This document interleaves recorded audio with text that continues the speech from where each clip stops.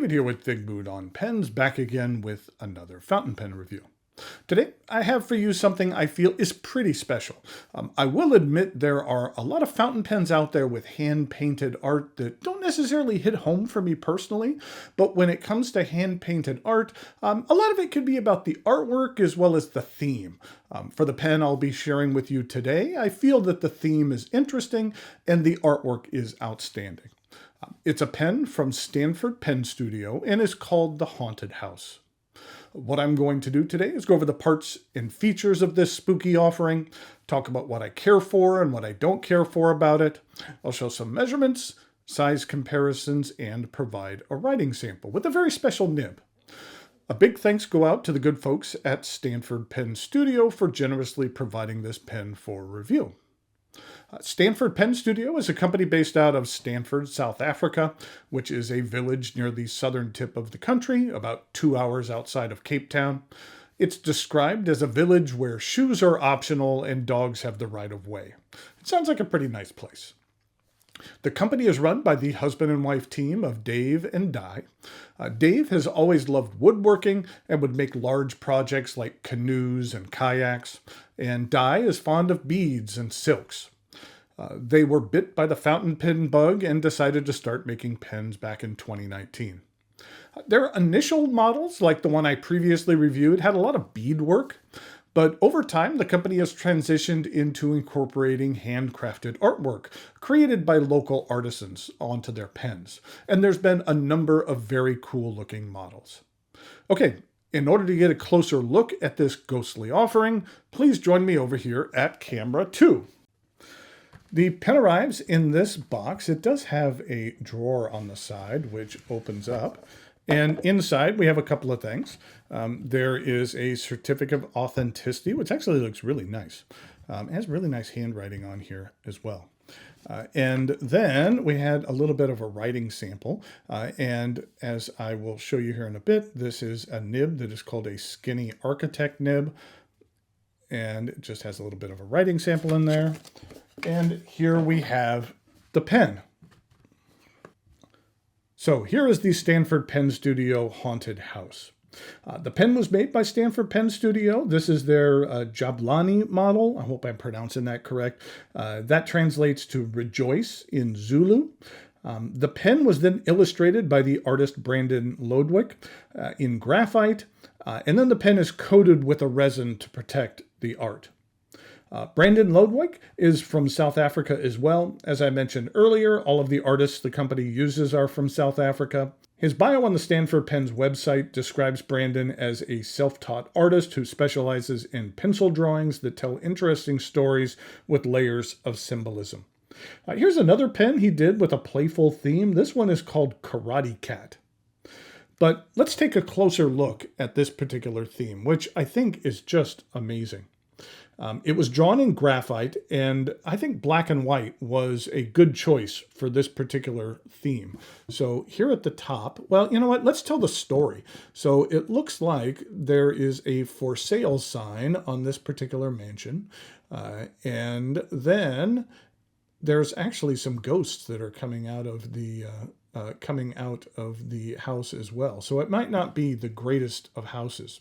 And there is a young lady down here that is, looks like she is visiting this house, and she has her cat. And then there's a kind of a scary tree back here. So it looks like she's in for a surprise when it comes to this particular house. So let's get a closer look at some of this artwork, which I think is just amazing. The detail on the young lady here is very cool, especially on her hair, and then even her freckles. And I just think that the detail is really, really cool.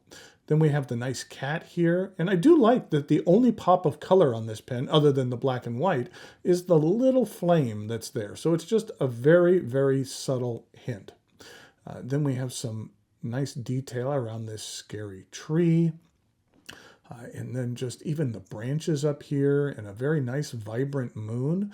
I just think that the coloring and shading is done there very nice. This trim is is silver. It's what's called argentium silver, which is an alloy that, like sterling silver, contains 92.5% silver. However, argentium replaces some of the copper with germanium, which gives the material durability and some hyperallergenic properties, as well as tarnish resistance. And then on the top, we have the ghosts. Again, just some really nice detail. And I kind of appreciate that this ghost is a little bit different. So you kind of have your traditional kind of Casperish like ghosts up here, but then we have a different one over here. But then even the detail on the house is amazing as well. And then we have a little witch that is going in front of the moon. And we have that nice for sale sign. And just the detail in the wood as well. I'm just really a fan of this artwork. Here at the top of the cap, it does have the Stanford Pens Studio logo, and that again is in that argentium silver. And then in the very bottom, we have one more little additional ghost. The cap twists off with just a little bit over 2 rotations, and underneath we have a number 6 Jowo stainless steel nib. That it does have the Stanford Pen Studio logo on there. I'll talk about it in a minute, but Di, one of the founders of the company, dabbles in nib grinding as well, and this is what she calls her skinny architect nib. It starts off as a broad nib and is ground down that it is skinny on the downstrokes with a slightly thicker variation on the cross-stroke, but yet it's smooth enough for everyday writing. I'll show you in the writing sample, but I'm actually a big fan of this nib. It's done very well. And there's a look at the plastic feed. This section is concave and is plastic, and then transitions into a silver band and those cap threads, and I'd say a medium to large step up to the remainder of the barrel. Inside the cap, well, if I don't drop it, inside the cap, this is one of the things that I wish was a little bit different about the pen, to where the material, the resin, is white. I wish it was darker, because as you can see, there is a little bit of discoloration in there. And the company did mention that if you do happen to get ink on the inside of the barrel, to rinse it out quickly, that it potentially could stain. But it seems like inevitably, my ink might be in there and you might not know it. And if it was a darker color, then you'd just never see it. So even though I rinsed it out recently, but it is ink, so maybe a little bit more ink got in there. I wouldn't say the pen leaks by any means, but I just wish it was a little bit darker in there so that it would hide any of any staining that would happen. But that's a kind of a minor nit to pick, because really you're not necessarily looking inside of the cap. I do find the pen to be well balanced in the hand. It's not overly heavy at all. It's not meant to post. It doesn't even post on there at all, which is good. Because if a pen isn't supposed to post, I'd rather it just literally not fit than it fit on there kind of, and then me debating, okay, is it supposed to fit? Is it not? So I like that portion of the design. This is a cartridge converter pen. It accepts standard international cartridges, and a converter is provided. Now, the price for this pen is 9,000 African Rand. Now, what does that equate to in US dollars? That it's just a little bit over $500. I believe that this was a one-of-one offering. And I think with this particular pen, what you are really paying for is the artwork on this pen. And I feel the artwork is outstanding. And I feel it's deserving of that. If it was this standard pen size, I wouldn't feel that it was worth the $500 range. But with this artwork on it, I think that actually justifies that. That on the Stanford Pen website, you can look up art for all of their different artists. And you can see that it really varies from like the mid 300s up to the 500 range. I believe this one was a one-of-one offering and is no longer offered on their site, but they do commissions. And so potentially there might be a possibility of having another one of these made. But there are a number of other pens available from Brandon that he had done artwork on that are available on the website. And they have a number of other artists that they have worked with as well that I really enjoy. I showed pictures of them earlier, but that steampunk octopus is very, very cool that I really enjoy. So yeah, take a look at their website, and there are a lot of very cool artisan pens up there for sale. Okay, now let's go ahead and take a look at some measurements, and then we'll come back with some size comparisons and then a writing sample.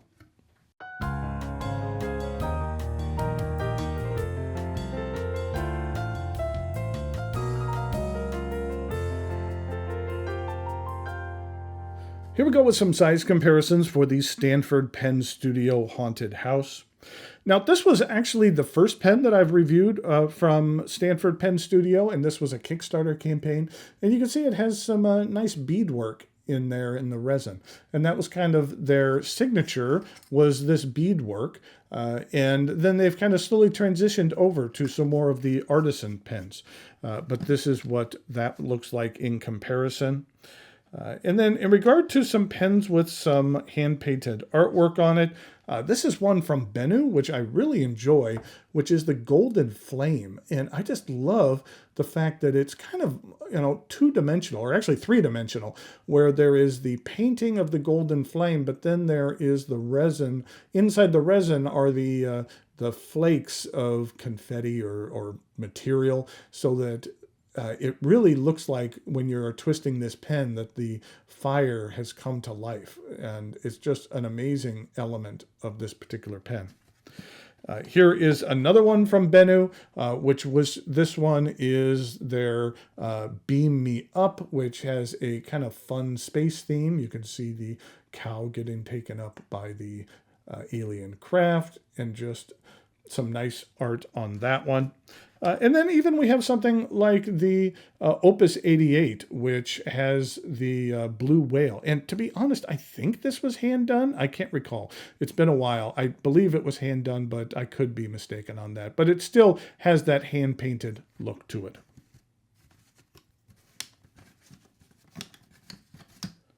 And then in regard to some other pens, here it is with the TWSBI Diamond 580 Iris. And here it is with a Lamy All-Star. And then finally, here it is with a Faber-Castell Loom. In regard to uncapped comparisons, here it is with that original Stanford Pen Studio model. Here it is with the Lamy All-Star. And then here it is with that TWSBI Diamond 580 Iris.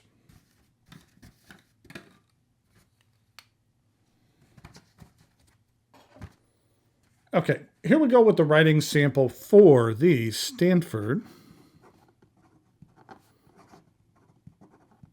Pen Studio Haunted House.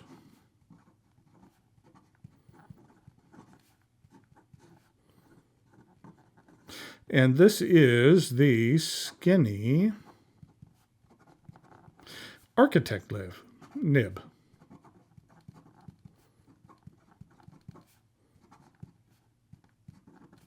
That I do really enjoy this nib. We'll talk about that in a second. To begin with, the ink that I'm using, I wanted to use kind of a spooky ink. And so what I ended up coming up with was Papier Plume. And this is Bloody Pumpkin.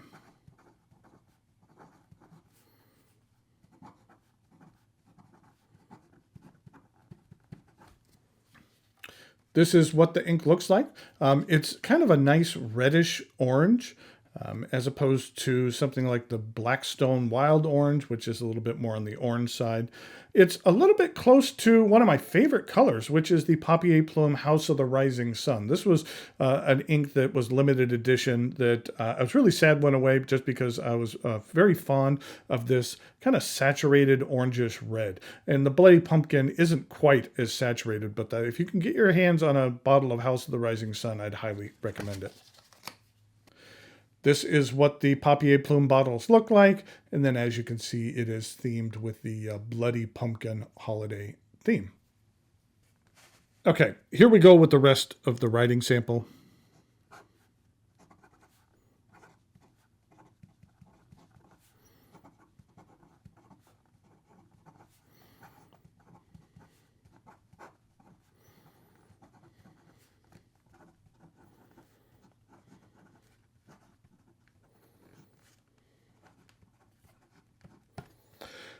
As you can see with this particular ink, it does have a bit of shading to it.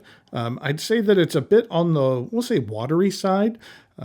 But in regard to this nib, what's going to happen is that on the downstrokes, it's going to kind of be a regular medium or broad. I believe it starts its life as a broad nib. But then on the side strokes, it's going to be significantly greater. Kind of the opposite of a stub nib. And I will say that when it comes to specialty nibs, I'm not into a ton of them, but I'd say of them, an Architect nib is my favorite.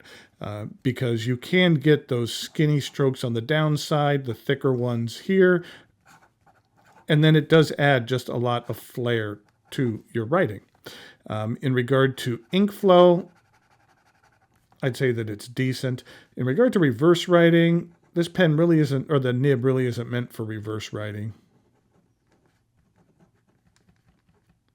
So it's a little bit of hit and miss, but then in regard to some fast writing,